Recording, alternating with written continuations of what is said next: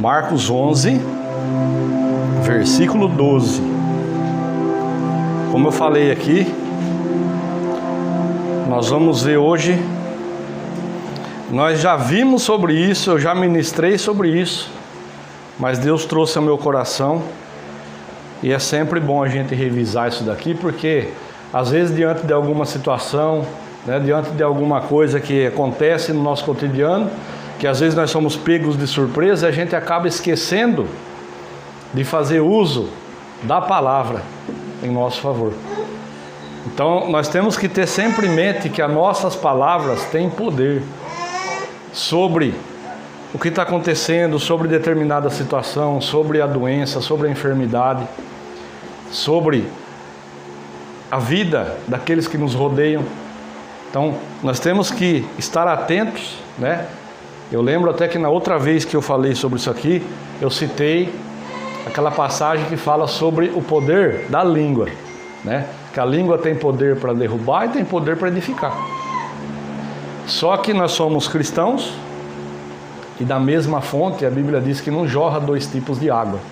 Não jorra água doce e água amarga da mesma fonte, Então, que a nossa boca seja fonte de bênçãos na vida das pessoas, amém?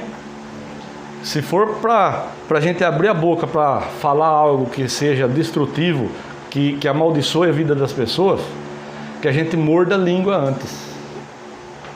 Quando a gente abrir a nossa boca, nós temos que abrir para abençoar a vida das pessoas, não para amaldiçoar, amém? Então, nessa passagem aqui, o que tinha acontecido? Jesus estava subindo a Jerusalém. Tinha uma festa lá, a festa da Páscoa, Jesus estava se dirigindo para lá. E no caminho, então, um pouco antes desse ponto aqui, foi aquela passagem onde o Bartimeu começou a clamar, para que Jesus curasse ele. Jesus curou o Bartimeu, Jesus se dirigiu até Jerusalém. Um pouco depois, então, ele parou em determinado lugar, instruiu que os discípulos fossem até a aldeia, que eles iam chegar lá e iam achar um jumento amarrado. Então, para eles desamarrar o jumento, trazer, e foi aonde Jesus então entrou em Jerusalém montado no jumentinho. Aí quando ele chegou em Jerusalém, ele foi para o templo. Então agora que vai começar a nossa leitura. Jesus chegou no templo, começou lá a revirar tudo. Tem algumas traduções que falam que ele fez um azorrague, um chicote, E entrou no templo ali, porque quando ele chegou lá, as pessoas estavam lá vendendo pombos, vendendo um monte de coisa. E então ele chegou, ele não se conformou com aquilo, ele ficou bravo, que Jesus também ficava bravo.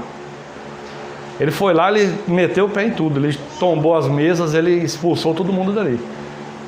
Ele falou assim: a casa do meu pai é casa de oração, vocês estão transformando ela num comércio. Então ele tocou todo mundo dali. Em seguida ele saiu daquele lugar. Eles foram posar em outro lugar, ele e os discípulos. É aí que começa então agora, onde nós vamos ver. No dia seguinte, quando saíram de Betânia, teve fome. E vendo de longe uma figueira que tinha folhas, foi ver se nela acharia alguma coisa. E chegando a ela, não achou senão folhas, porque não era tempo de figos. Ou seja, Jesus olhou aquela árvore bonita, cheia de folhas, Tá diferente aí na sua Bíblia? Marcos 11. Marcos 11. Sou eu que estou perdi isso. Vai lá então, Marcos 11, 12. Quando ele chegou então naquele lugar, sentindo fome, ele olhou, viu aquela árvore bonita, aquela figueira grande, cheia de folhas, Ela tinha então uma aparência muito bonita. Pensa numa árvore cheia de folhas, uma aparência muito bonita. Aí ele foi o quê? Procurar figos. Na figueira ele ia achar o quê? Figos, A Bíblia não diz: conheceis a árvore pelos frutos? Então ele viu aquela figueira majestosa, bonita, cheia de folhas. Estava com fome, vou lá procurar figo.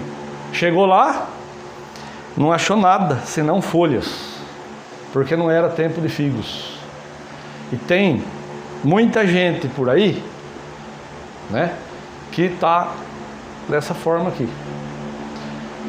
A aparência dela é majestosa. Você olha para a pessoa, é o cristão exemplar. Mas se a gente for procurar, não tem frutos. Então, que não seja nenhum de nós, amém? Que quando as pessoas olharem para cada um de nós aqui, quando as pessoas vierem procurar algum fruto, que a gente esteja carregado de frutos, amém? Que a gente supra a necessidade da outra pessoa. Que frutos são esses? Tem pessoas que Deus envia para a gente procurando uma palavra. A pessoa está lá com um problemão, Deus nos coloca na frente para quê? Para que a gente dê uma palavra, um fruto para ela, aquilo que ela está precisando. Agora imagina se quando a pessoa está naquele baita problema, e Deus então olha para mim, olha para você, coloca a pessoa na nossa frente e a gente não sabe o que falar. A gente não tem uma palavra para dar para a pessoa. Aí a gente está se assemelhando a essa figueira. Está bonita, né? Está bem arrumada, cheia de folhas. E os frutos? É o que Deus espera de nós. Se Ele vier procurar, que a gente esteja carregado de frutos. Amém? E olha só, versículo 14. E Jesus falando, aquilo que eu estava até agora comentando com os irmãos, falando. E Jesus falando, disse à figueira: nunca mais coma alguém fruto de ti. Então a Bíblia é bem clara que Jesus falou à figueira. Ele não murmurou, ele não amaldiçoou, assim, não xingou, não ficou blasfemando. Ele falou. Amém? Jesus falando, disse à figueira: nunca mais coma alguém fruto de ti. E os seus discípulos ouviram isso. E vieram a Jerusalém. Jesus, entrando no templo, começou a expulsar os que vendiam e compravam no templo. É a parte do texto que eu citei para os irmãos, então eu vou pular essa parte. Ela não vai hoje acrescentar na mensagem que nós vamos ver.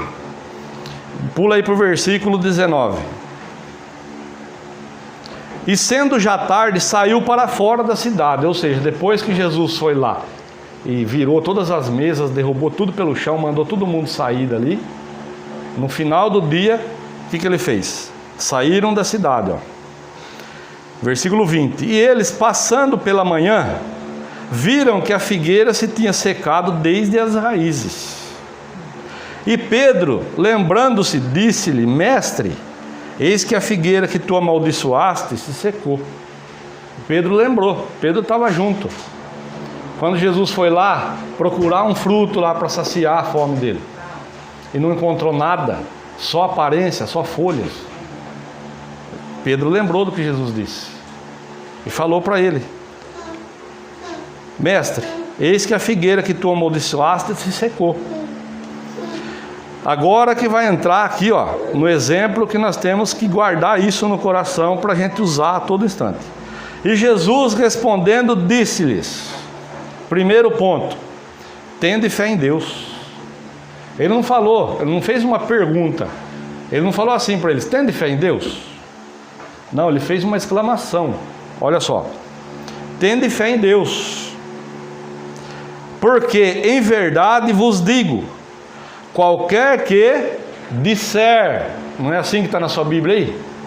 Qualquer que disser a este monte: ergue-te e lança-te no mar, e não duvidar em seu coração, mas crer que se fará aquilo que diz, tudo o que disser lhe será feito. Agora eu vou enumerar isso daqui em 5 pontos. Tem 5 coisas importantíssimas aqui, 5 passos para a gente seguir. Vou ler de novo, O primeiro, ter fé em Deus. Amém? A minha fé não pode estar no pastor, no obreiro, em livro de... Como que chama que as pessoas faz todo dia lá, levanta, devocional. Eu não posso firmar a minha fé num devocional que alguém escreveu. Ah, mas escreveu de acordo com a palavra, tá? Mas o primeiro ponto, mais importante, nada e nem ninguém pode tomar o lugar do que está escrito aqui. Amém? Pode ser o devocional que for, não pode entrar na frente do que está escrito aqui. Por quê? Eu vou lá, eu pego esse texto aqui, eu vou fazer, então eu vou escrever lá um devocional sobre isso aqui. É o meu entendimento. O entendimento que eu tiro para mim não é o entendimento que o Lucas precisa. O entendimento que eu tiro para mim, de repente serve para o Lucas, mas não serve para a Silvia. Então, nada pode substituir aquilo que está escrito aqui. Você vem na palavra, Deus fala com você e abre para você o entendimento que você está precisando. Amém? Então aqui, ó, o primeiro ponto. Tende fé em Deus. Primeiro ponto. Em mais ninguém, em mais nada. A fé nossa tem que estar exclusivamente em Deus. Porque em verdade vos digo que... Agora, o segundo ponto. Qualquer que disser a este monte. Existe um ditado por aí que a fé move montanhas, não tem? A fé não move nada. Por quê? Quando ele está dizendo aqui, ó, qualquer que disser a este monte, ele estava fazendo uma analogia, né? Ele fez uma analogia lá, ó, tinha um monte lá. Qualquer que disser a esse monte, se tiver fé em Deus, ergue-te e lança-te no mar, e não duvidar no seu coração, tudo o que disser ele será feito. Mas pode ter a maior fé do mundo, se você chegar lá na frente do monte, ali no monte ali que o pessoal vai orar ali, chegar lá e mandar o monte sair dali, não vai sair. Por quê? Porque Jesus estava se referindo aqui, esse monte significa os nossos problemas, as nossas dificuldades, a enfermidade, tudo aquilo que vem sobre a nossa vida para tirar a nossa paz. Seja por obra de feitiçaria, de macumbaria, de magia negra, seja por olho gordo, seja por inveja, mas olho gordo, inveja pega, ou se pega. Não esteja ligado em Deus não para ver. Não esteja bem com Deus. Parece uma bobagem que eu estou falando, né? Mas se a gente não tiver ligado com Deus ali, pega e atrapalha muito. Então, esse monte que ele está dizendo aqui, ele estava se referindo assim, ó. Se você tem um problema financeiro, um problema espiritual, um problema conjugal, um problema com seu filho, um problema, seja qual for, está simbolizando esse monte. Então, ó, primeiro, se eu tiver fé em Deus, né? E disser a este monte, ó, disser é a palavra, é dar ordem, é com a boca, não é no pensamento. Não depende que você venha aqui e fala para mim, ô pastor, vamos orar comigo. Não precisa, nada impede que alguém chegue para mim, ó, me ajuda em oração nesse ponto. Nada impede. Aliás, eu estou aqui para isso. Amém? Fui levantado para isso, para te ajudar. Mas, de repente, você não está conseguindo falar comigo, né? Não é dia do culto, eu estou trabalhando, você precisa naquela hora. O que você tem que fazer? Está ligado com Deus? Tem fé em Deus? Tem. Vai usar a autoridade no nome de Jesus. Como? Falando, decretando, dizendo. Amém? Ó, qualquer, ele não está falando assim, ó, se o pastor, né? Ou se o sumo sacerdote, ou se o rabino, ou se o fulano de tal falar. Não, ele está dizendo aqui, ó, qualquer que disser, qualquer um, é para todos nós isso. Jesus deixou uma receita infalível para a gente não sofrer na mão do diabo, nem dele, nem de enfermidade, nem de nada. Olha, qualquer que disser a este monte, ergue-te e lança-te no mar. Agora o terceiro ponto, ó, também muito importante, e não duvidar. De repente, você está procurando falar comigo e não consegue. Eu estou trabalhando e não consigo te atender. Você está lá numa situação, você precisava de uma ajuda agora. Aí você vai lá e você dá a ordem para o diabo, para ele tirar a mão dele, para ele soltar. Mas de repente você fala assim, você acaba de fazer a oração, aí vem no seu coração assim, mas será que deu certo? Será? Tudo que é palavra de dúvida provém de quem? Satanás. Ele é o pai da mentira, ele é mentiroso. E sobre dúvida, o que a Bíblia diz? Sobre a pessoa que duvida. Aquele que duvida é semelhante à onda do mar que é lançada pelo vento de uma para outra parte. Vírgula. Não pense tal homem que receberá de Deus alguma coisa.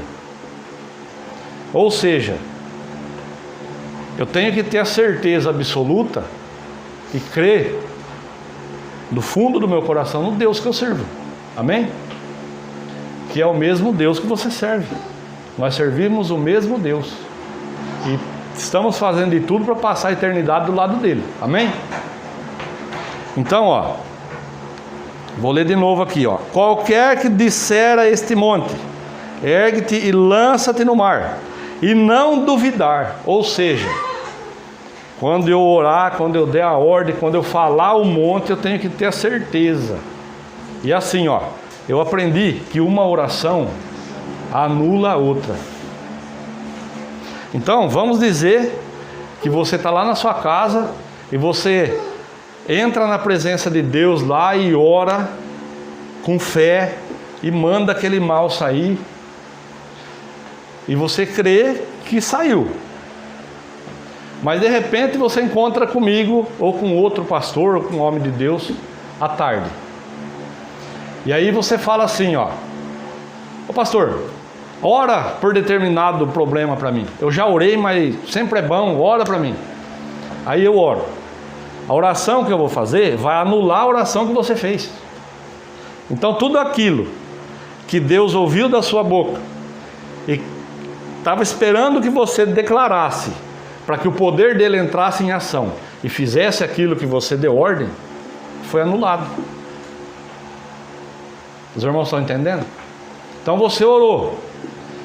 Depois você pede para mim orar pelo mesmo motivo. Primeiro, já surgiu uma dúvida no seu coração, né?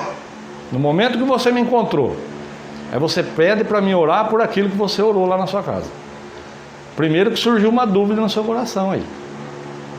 É a mesma coisa se você falar: será que a minha oração valeu? Vou pedir para ele orar. Mesmo assim, você pediu, eu orei, a oração que eu fiz anulou o que você fez. Talvez, por estar dentro da situação, a sua oração foi muito mais eficaz do que a minha, que você chegou e falou para mim 2 ou 3 coisas e pediu para mim orar.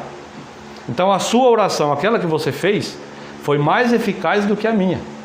Porque você está dentro da situação, você sabia 100% o que estava acontecendo no momento, e eu não. Então, lembra-se sempre disso.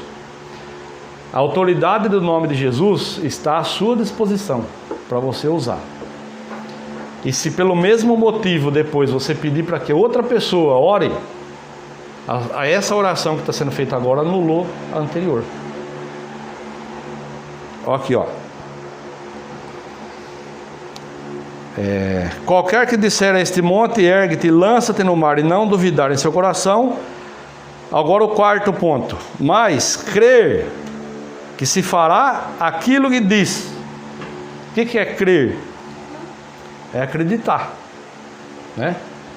Quando eu tenho fé, Hebreus 11:1 tem a definição de fé. É a prova daquilo que não se vê, a certeza daquilo.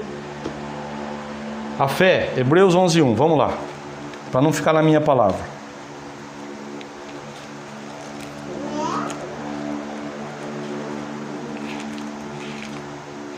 Hebreus 11:1.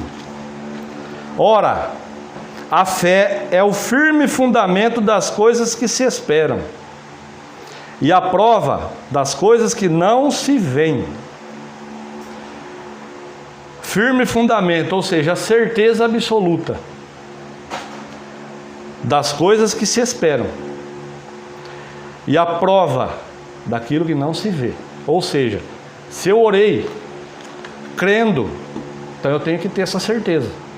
Crer é ter a certeza absoluta que aquilo que você orou, que a partir do momento que você orou, aquilo é um decreto diante de Deus. Então você decretou. É como se fosse uma lei. Naquele momento que você orou, você estabeleceu uma lei, um decreto. Então aí você tem que acreditar que aquela oração valeu e pronto. Por quê? Se lá no fundo do seu coração tiver um resquício de dúvida, é o pontinho, a brechinha que o diabo está esperando para ele voltar, para tudo ser como era antes. E aí, para encerrar, olha só, mas crer que se fará aquilo que diz, aquilo que você falou, não aquilo que você meditou, não o que você pensou, não o que fulano de tal falou. Crer que se fará aquilo que diz, aquilo que você disse orando. O quinto ponto, tudo o que disser lhe será feito. Tudo o que disser lhe será feito. Mas quando que eu vou ver isso? Quando você crê realmente do fundo do seu coração. Porque a gente fala que crê, né? Quando as coisas estão bem, você crê, creio.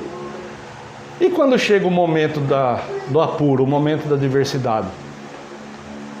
E quando a gente é pego de surpresa? É aí que Deus vai ver se a gente crê realmente. É na hora do apuro.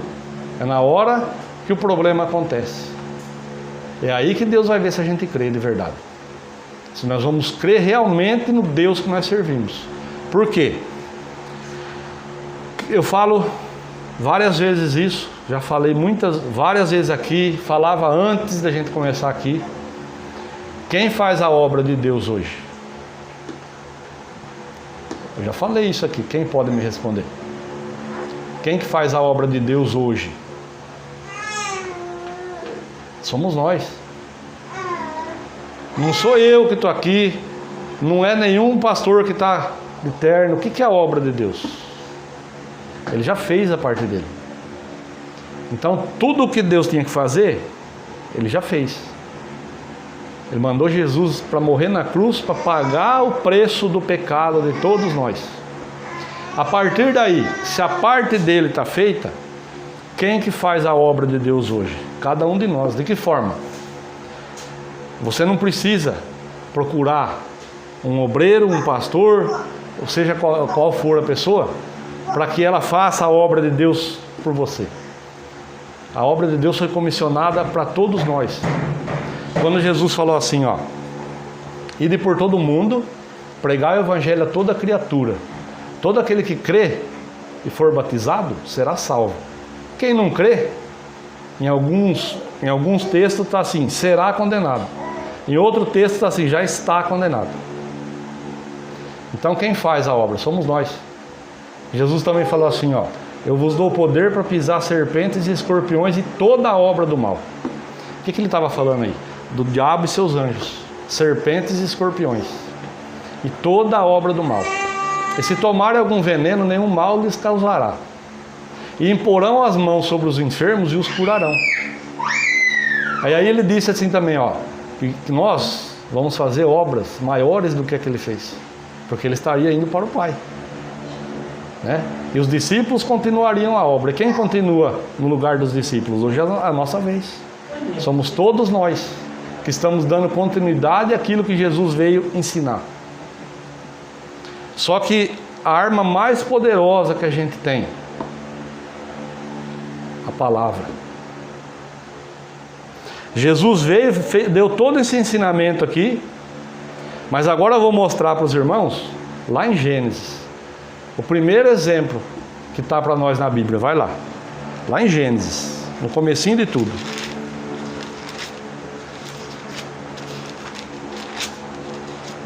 Antes que alguém pense assim, mas isso aí eu já ouvi isso aí é doutrina de igreja. Gênesis 1. Eu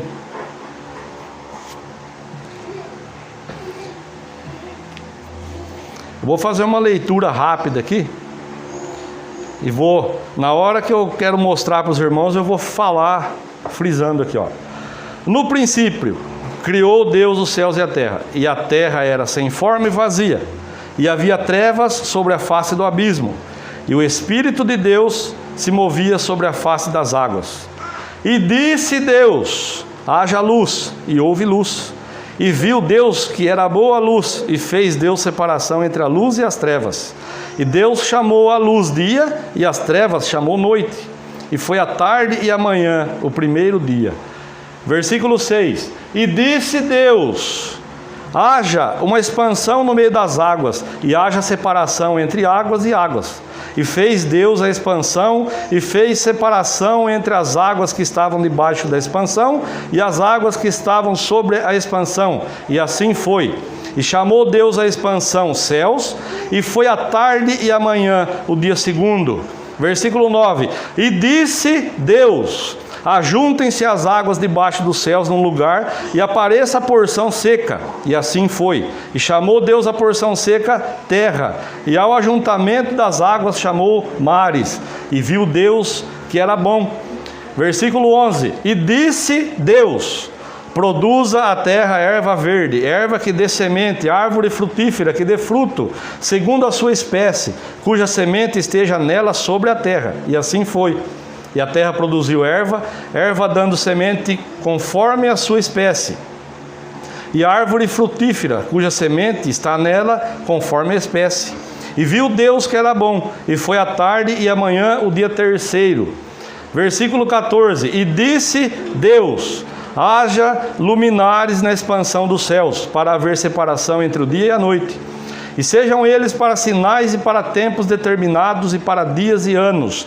E sejam para luminares da expansão dos céus, para alumiar a terra. E assim foi.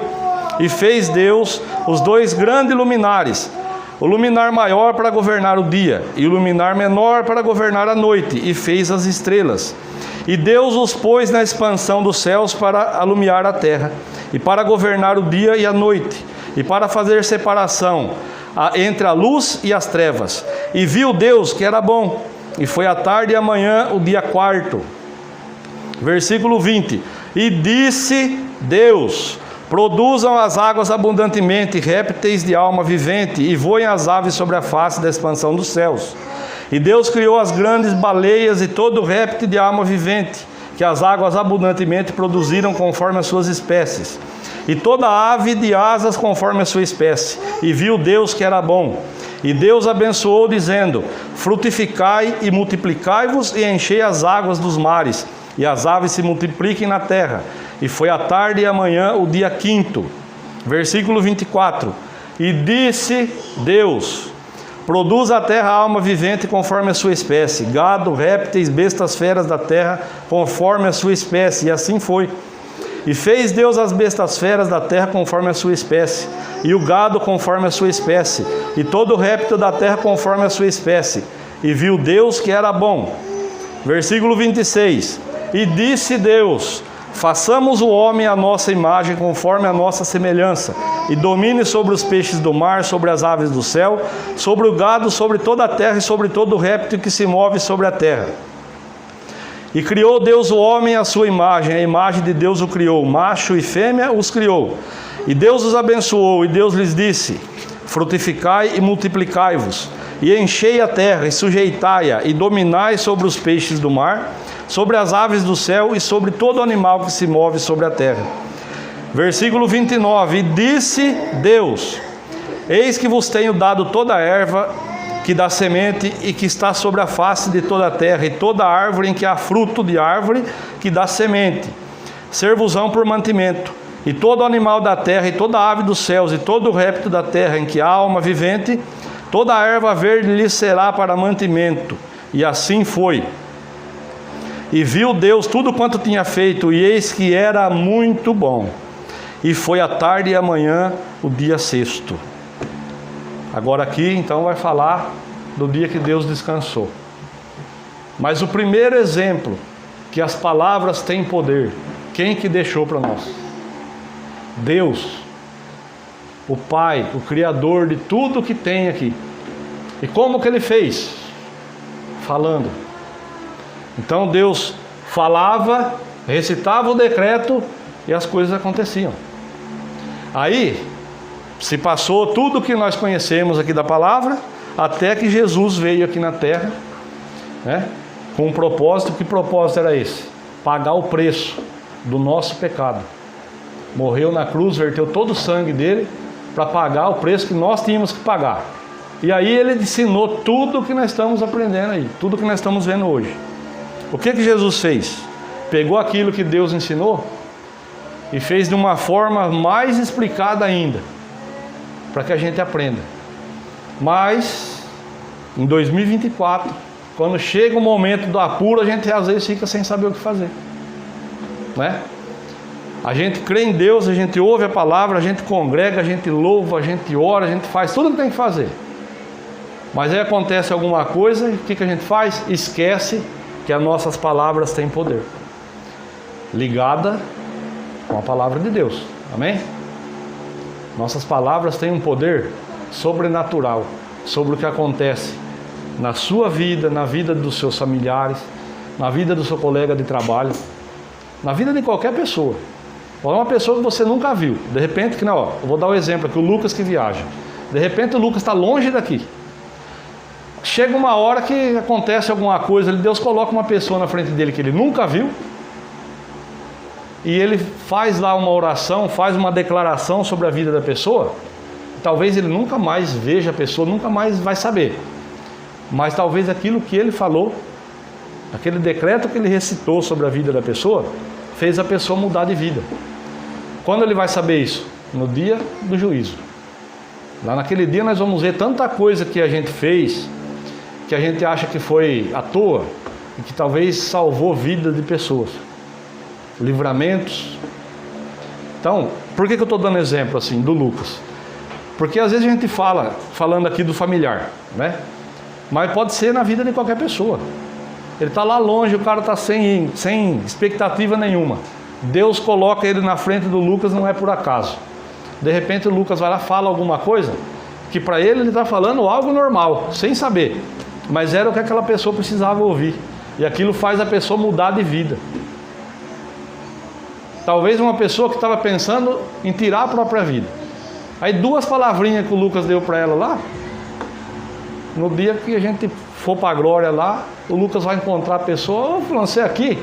Eu estou aqui por causa de algo que você falou para mim, senão não estaria. Amém? Então a gente tem que estar ligado com Deus, preparado a todo instante, né? E lembrar, as nossas palavras, alinhadas com a palavra de Deus, elas têm um poder sobrenatural sobre o que acontece na nossa vida, no nosso cotidiano, no trabalho. O diabo, ele não vai perder oportunidade. Se ele perceber uma brechinha, por menor que seja, que ele conseguir enfiar o dedo dele ali, se filtrar, ele vai fazer um estrago. Então a gente também não pode perder oportunidades de usar essa arma poderosa que nós temos. Amém? Toda vez que acontecer uma dificuldade, uma enfermidade, qualquer que seja a situação, lembra que você tem essa arma poderosa. E Deus não criou tudo meditando. Ele não criou tudo falando em pensamento. Amém? Às vezes a gente tem vergonha, então a gente tem que parar com isso. A gente tem que parar de sentir vergonha, de sentir, mas se eu abrir minha boca e falar tal coisa, o que vão pensar? E daí o que vão pensar? O que importa é que Deus pensa, né? O que importa para mim é o que Deus pensa de mim. Então eu tenho que abrir minha boca, eu tenho que falar. Tenho que falar ao monte, não tenho que falar em pensamento ao monte, não tenho que meditar ao monte, não, tem que falar, não está escrito aqui?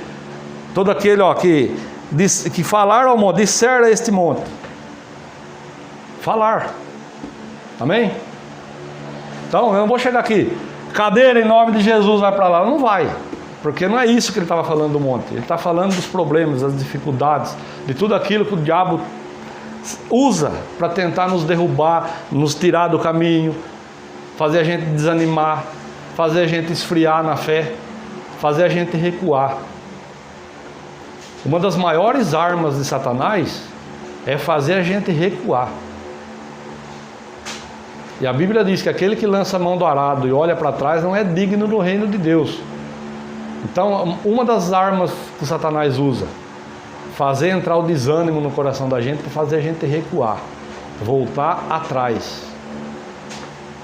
A gente tem que, da onde está, seguir em frente. Amém? tem que derrubar o gigante, tem que matar o leão, tem que matar o urso. Ultimamente está assim, né? A gente mata um e dá a senha para o outro, né? Para ir para o fim da fila, não está assim? A gente mata o leão e aí tem o urso vai para o fim da fila lá. Aí vem outro leão, vem outro urso, ultimamente está assim, não está? Mas Deus não vai dar nada que a gente não possa fazer, amém? Está na Bíblia isso aí. Ele não vai colocar sobre a nossa costa, sobre o nosso ombro, algo que a gente não possa carregar. Ele não vai dar uma tarefa para mim, para você, que a gente não possa fazer. Pelo contrário, eu quero lembrar, falando disso para os irmãos, que tudo que acontecia com José fazia parte de um treinamento de Deus para ele. Então, tudo que acontece na nossa vida, além de ser para o nosso crescimento, é algo que Deus está fazendo para nos preparar, para nos capacitar para algo que vem por aí. Amém? Então, antes de recuar, antes de jogar a toalha, lembra disso. Deus está me preparando para algo maior, Deus está me capacitando, eu tenho que passar nessa prova. E como que eu vou passar na prova? Usando essa arma poderosa que Deus te deixou. A palavra de Deus e a sua boca. Amém? Como eu disse no início, a nossa boca, né? O que sai da nossa boca tem poder para levantar, mas também tem poder para derrubar. Então, se for para a gente abrir a nossa boca para falar algo que vai derrubar alguém, que a gente morda a língua antes. Faça essa oração para Deus. Senhor, se eu for falar algo que vai atrapalhar o seu agir na vida da pessoa, que vai derrubar, que eu morda a minha língua. Então é melhor não falar. Amém? Mas olha o outro ponto importantíssimo que eu falei aqui, ó. Volta lá em Lucas 11.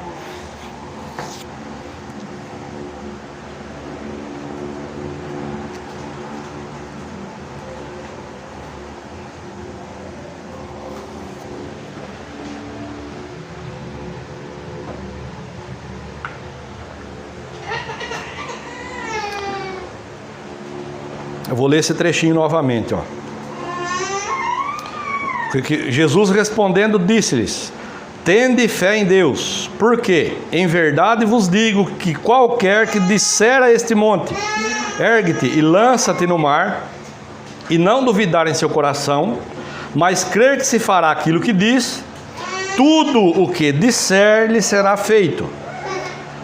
Versículo 24: por isso vos digo que tudo o que pedirdes orando, crede que o recebereis e tê-lo-eis. Olha isso aqui. Por isso vos digo que tudo o que pedirdes orando. O que é a oração? É a gente falar com Deus, não é? Tem a oração no pensamento? Tem. Mas Ele quer ouvir a sua voz. Então, ó, tudo o que pedirdes orando, crede que o recebereis. Então creia, do mais íntimo do seu coração, creia que aquilo que você orou vai vir sobre a sua mão, sobre a sua vida. Crendo que o recebereis e tê-lo-eis. Agora, versículo 25. Outro ponto importante. E quando estiverdes orando, perdoai, se tendes alguma coisa contra alguém, para que o vosso Pai que está nos céus vos perdoe as vossas ofensas. Olha que interessante. Então, de repente você está afiadinho na palavra, sabe usar a arma poderosa que Deus te deu, mas tem um ressentimento no seu coração e contra alguém. Tem uma mágoa no seu coração e contra alguém. Mas é coisa antiga isso aí, eu já nem lembrava mais. Mas quando eu falei, se Deus trouxe ao seu coração e fez assim, você lembrou? É porque está aí. E se está atrapalhando. Porque aqui, ó. Quando estiverdes orando, perdoai, ou seja, libere perdão. Alguém fez alguma coisa contra você, alguém falou algo que não devia ter falado, alguém teve uma atitude contra você que não deveria ter tido, te machucou, né? Libere perdão para a pessoa. E se for o contrário? Tem um ditado aí fora que diz que quem Bate, esquece, mas quem apanha lembra, né? De repente, saiu da sua boca algo que machucou alguém, né? E talvez a vida da pessoa está amarrada há tanto tempo, a vida da pessoa não deslancha, a pessoa às vezes está até doente. Tem espíritos de enfermidade que agem na vida das pessoas por causa disso, ó. Eu falo algo para alguém e o tempo vai passando, eu me converti, foi tudo lançado no mar do esquecimento, né? Mas é aquilo que eu falei que está matando a pessoa aos poucos. Aí vem uma mensagem dessa, Deus traz à tona e faz eu lembrar. O que Ele quer que eu faça? Ele quer que eu ore liberando perdão? Não, Ele quer que eu vá lá e procure a pessoa. Mas faz tanto tempo já. Talvez essa pessoa está viva ainda, esperando esse momento de Deus falar no seu coração e você ir até a pessoa, se consertar com ela, para Deus poder recolher aquela alma, para ela não ir para o inferno, porque Deus tem algo, tem um apreço muito grande por aquela alma. Quer que eu conte um testemunho? Minha sogra e meu cunhado, mais velho, lá de Jaú.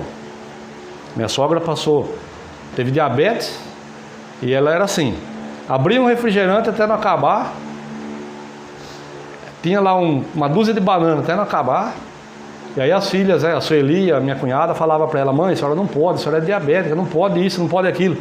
Ah, se morrer inteira. É isso que ela falava, só que não morreu. Ela foi ficando enferma, caiu numa cama, paralisou os rins, perdeu a visão. Ela não levantava da cama mais para nada, elas davam comida na boca, elas davam banho na cama, e ela ficou 3 anos e meio nessa situação. Definhando. E um dia ela ficou internada, então ficava a minha cunhada durante a noite, depois meu cunhado ia lá, levava a Sueli para ficar lá durante o dia, trazia a esposa dele, depois eu ia à tarde, levava a minha cunhada e trazia a Sueli. Elas revezavam lá na Santa Casa. Até que um dia, meu cunhado apareceu lá. Foi lá ver a mãe. Ele não tinha ido ainda nenhuma vez. Ele foi lá ver a mãe, perguntou para a Sueli como que ela estava. Aí a Sueli explicou para ele. O médico já tinha falado que ela não durava muito tempo mais. E aí ele viu ela, conversou com a Sueli e ele saiu para ir embora. Quando ele chegou na porta do quarto, ele voltou. Foi lá, pegou na mão da mãe. E começou a chorar e pediu perdão e falou lá um monte de coisa para ela. Se consertou, pediu perdão para a mãe. De coisas que aconteceram com ele quando ele era criança, que nós nem sabíamos. Depois desse fato que nós fomos conversar com meu sogro, com as pessoas, e fomos descobrir o que era. Era só entre ela e ele. Depois que ele conversou, ele pediu perdão, ele se consertou com a mãe. À tarde a Sueli veio. Quando ela chegou em casa aqui, eu estava dando um atendimento com uma pessoa. Quando ela chegou, até a pessoa que estava comigo perguntou da mãe dela, ela já começou a chorar, que a mãe não estava bem e tal. O médico já tinha desenganado, que ela não duraria muitos dias. Foi prazo dela entrar para dentro, tomar banho. Daqui a pouco a irmã dela ligou que a mãe tinha falecido. Deus segurou aquela alma ali até chegar o momento do conserto. Ela tinha aceitado Jesus. O pastor Orivaldo, na época, foi orar por ela várias vezes. Ele falava, Sueli, conversa com a sua mãe. Ela precisa liberar o perdão dela para alguém. Deus está segurando ela porque ela precisa fazer isso. Vocês precisam conversar com ela. Naquele dia que o irmão foi lá, que o filho, foi lá, se consertou com a mãe, foi o que? Questão de 3 ou 4 horas depois, Deus recolheu.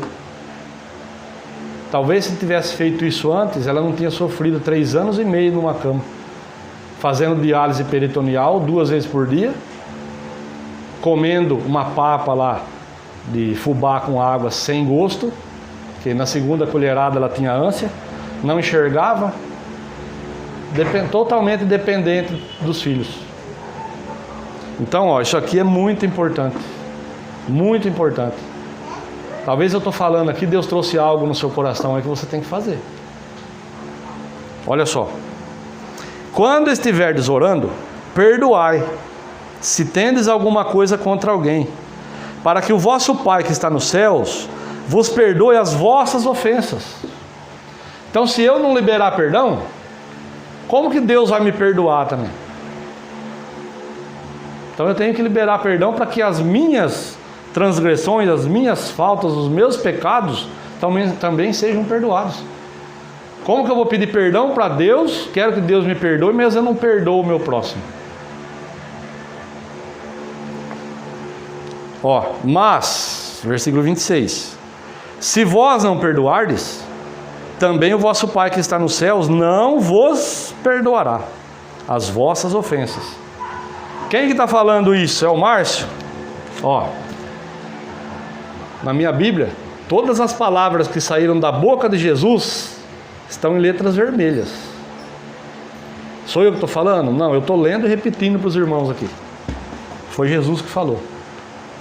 Então, como eu falo sempre, né? Aquilo que você tem que fazer, faça o quanto antes. Por que Deus trouxe essa mensagem? Se tivesse 500 pessoas aqui, Deus trataria com cada uma de uma maneira diferente. Então Deus está tratando com você aí, está tratando com cada um dos irmãos aqui de uma maneira. E o que eu tenho que fazer? Na parte que Deus tratou comigo, eu tenho que fazer, tenho que praticar, tenho que colocar em prática. Quando? O quanto antes. Amém? Se vós não perdoardes, também o vosso Pai que está nos céus não vos perdoará as vossas ofensas. Quer ver o que fala Isaías 59?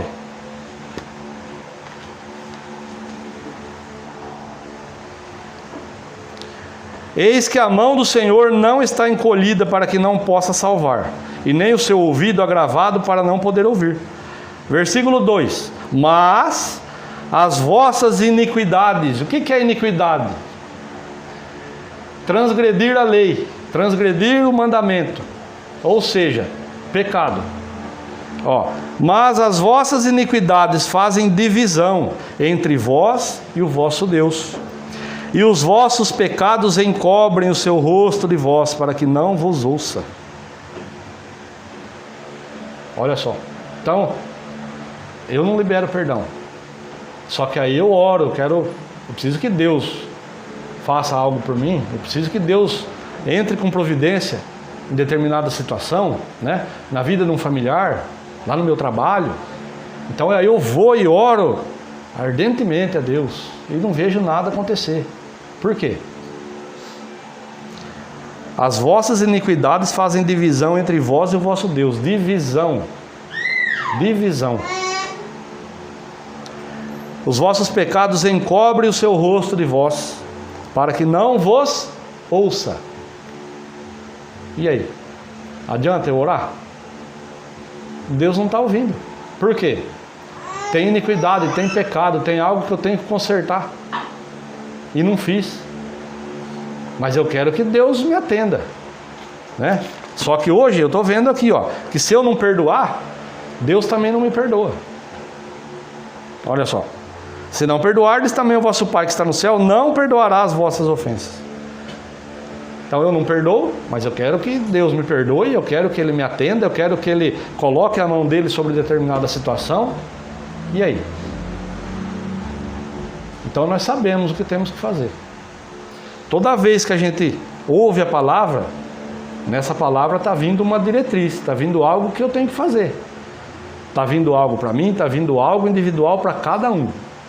Mas aí se eu não faço, não vai mudar nada. Como que eu posso esperar que as coisas mudem se eu não faço a lição de casa? Deus me dá a palavra, Deus fala para mim, me mostra com clareza de detalhes aqui, como isso aqui, Márcio, se você não perdoar, Deus também não vai te perdoar.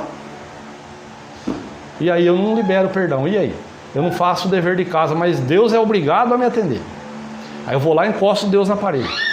Não, o senhor tem que fazer, o senhor tem que fazer, o senhor é amor, o senhor tem que fazer, mas eu não faço a lição de casa. E aí? Então, Se eu falar mais alguma coisa, eu vou estar falando de mim. Até aqui é o que Deus trouxe ao meu coração. O que nós temos que fazer? Praticar a palavra. A Bíblia diz assim, ó, não sejais simplesmente ouvintes. O que ele está dizendo? Não venham para a igreja e senta e ouve a palavra e não pratica. Ele está dizendo assim, ó, não sejam simplesmente ouvintes, sejam praticantes da palavra. Ou seja, veio, sentou, ouviu, agora coloca em prática. Amém? Eu tenho que pôr em prática aquilo que Deus tratou comigo. Você tem que pôr em prática a parte que Deus tratou com você. Aí eu falei aqui da árvore. Talvez com você Deus não tratou nada da árvore, mas está tratando do perdão. Para outro, Deus não está falando nada de perdão, está falando da árvore, não é? Tem cheio de folhas. Olha que árvore bonita, vistosa, mas não tem fruto. Então Deus trata com cada um em particular. Aquilo que Deus tratou com você, guarda no seu coração. Chega em casa, vai lá orar, coloca diante de Deus. Senhor, queimou meu coração nessa parte da mensagem. O que o Senhor tem só para mim, que o Senhor não colocou na boca do Márcio e não vai colocar na boca de ninguém? Eu preciso saber, porque eu quero consertar. Faça isso. Faça isso. Deus vai abrir para você a parte que é só para você. Amém? E do mais, que Deus fale mais ao seu coração. Amém? Curva a sua cabeça, feche os seus olhos. Fale com Deus nesse momento. Senhor, em o nome de Jesus, Pai, o Senhor deixou, meu Deus, um ensinamento maravilhoso. E esse ensinamento foi aperfeiçoado, foi aprimorado através de seu Filho Jesus. Foi muito mais bem explicado para nós vimos isso hoje. E o Senhor trouxe ao meu coração para que eu fizesse esse ensinamento novamente com meus irmãos. Algo o Senhor tem para fazer, Pai. E eu creio, meu Deus, que o Senhor tem coisas grandes para liberar sobre a vida dos meus irmãos. E está dependendo, meu Deus, de um simples passo, de uma simples atitude dessa pessoa. Pai, então, em nome de Jesus, aquela parte que diz respeito só ao Senhor e a ela, abre para ela ainda hoje, Senhor, mostra o que ela tem que fazer para que teu nome seja glorificado. Senhor, em nome de Jesus nós oramos e você diz amém e graças a Deus. Amém, irmãos?